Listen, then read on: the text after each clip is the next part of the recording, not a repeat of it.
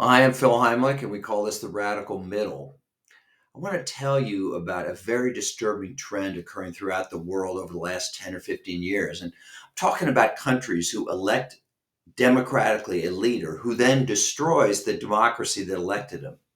Now, let's take Viktor Orban. He's the prime minister of Hungary. He was fairly elected in 2010, but he got his rich friends to buy up all the TV, radio stations, and newspapers. He stacked the courts with his pals, so it's no longer independent, or they're no longer independent, and he shut down the leading university in the country. Bottom line, Hungary is no longer a true democracy. Let's talk about somebody else. Recep Tayyip Erdogan, he's president of Turkey. He was also elected democratically 22 years ago. But when he got into power, he took over the courts, controlled the police and the military, and he got rid of almost all the independent media.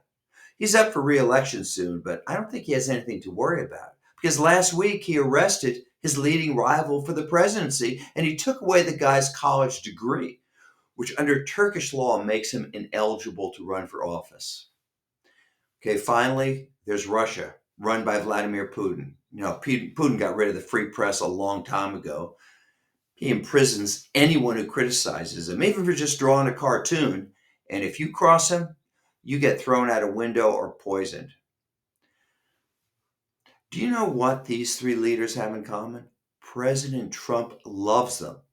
He says that there's nobody smarter or a better leader than Viktor Orban. And he says Erdogan's doing a fantastic job for the people of Turkey. And of course, Trump praises Putin every time he can. He calls him a genius. By the way, last week when President Trump announced his massive tariffs on almost every country in the world, there was one country that he didn't put any tariffs on: Russia. They say you're judged by the company you keep. Well, President Trump's best friends are autocrats that have wrecked their country's democracies. Let's hope he doesn't do to our country what Orban, Erdogan, and Putin have done to theirs.